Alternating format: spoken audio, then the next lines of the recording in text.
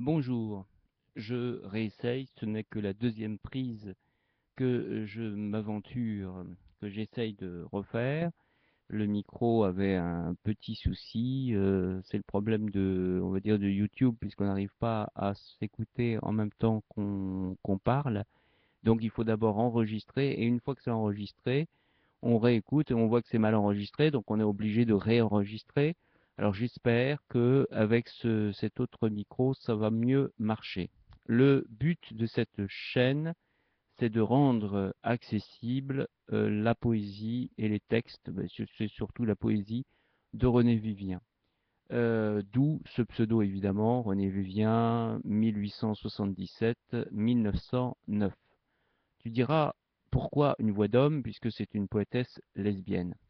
Alors avant tout, parce que, alors j'en profite, hein, si toi tu veux offrir ta voix, n'hésite surtout pas. Il est facile de créer un compte YouTube. Donc bienvenue à toi pour lire les textes de René Vivien, si tu es une femme. Si tu es un homme aussi, enfin moi ça me dérange pas.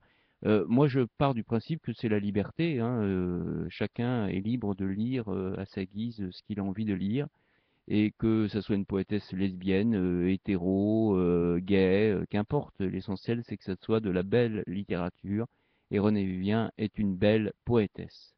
Elle écrit merveilleusement bien. J'ai eu l'occasion, hein, parallèlement, je suis éditeur, donc je viens d'éditer des manuscrits inédits de ce qu'elle a pu écrire quand elle avait 16 ans, et c'est vraiment un pur bonheur, un pur bijou. J'ai passé plusieurs mois sur ses écrits, manuscrits, inédits. Je cacherai pas que voilà, je suis fan, je suis un grand fan de René Vivien. Et donc, voilà pourquoi cette chaîne consacrée à René Vivien, on la voit à l'image, c'est elle, quand elle avait 16 ans. Et elle avait donc 16 ans en 1893 à peu près, aux alentours. Et elle écrit vraiment de manière, voilà, de manière merveilleuse, que ce soit sa poésie, que ce soit ses textes en prose. Les grands titres, alors il y a Études et Préludes de 1901, avec le premier poème à la femme aimée. Elle est surtout connue évidemment pour ses poésies lesbiennes, hein. C'est une des rares femmes à revendiquer sa lesbianitude ou sa lesbianité dans ses textes. Mais elle a aussi écrit d'autres textes, hein. Alors c'est surtout à la grande majorité des poésies lesbiennes, mais elle a aussi écrit d'autres textes magnifiques. Je pense donc à ses écrits de jeunesse, quand elle avait 16 ans, que j'ai eu la chance de pouvoir transcrire et qui sont des petits bijoux. Bon, j'aurai l'occasion évidemment d'en citer, hein, évidemment, de citer à partir de ce livre-là, qui est sorti donc en 2011 et qui s'appelle le papillon, enfin que j'ai nommé le papillon de l'âme. J'ai nommé à partir du fait que Pauline, puisque c'était son vrai prénom, ou Paul, écrivait, euh, a écrit 3 fois le mot le papillon de l'âme.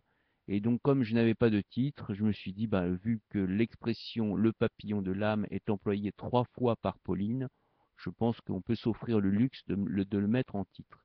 Mais à la base, ça aurait dû s'appeler Ma vie et mes idées. C'est le titre initial. Quand elle a commencé son journal intime, elle l'a nommé Ma vie et mes idées. Dans la mesure où j'ai choisi dans Ma vie et mes idées, j'ai pas cité l'intégralité.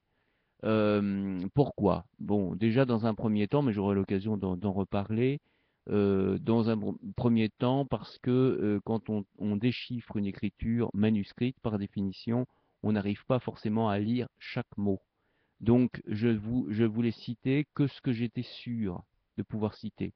Donc, d'où extrait choisi, parce que je n'ai pas la science infuse pour vraiment lire certains mots et tous les mots de Pauline. Donc, donc voilà. Et ensuite, j'ai voulu vraiment prendre le meilleur. Enfin, parce que, évidemment, c'est personnel, c'est subjectif. Ce que moi, j'ai plaisir à relire chez elle. Voilà. Donc, d'où cette chaîne en hommage à René Vivien. Bonne écoute et à bientôt.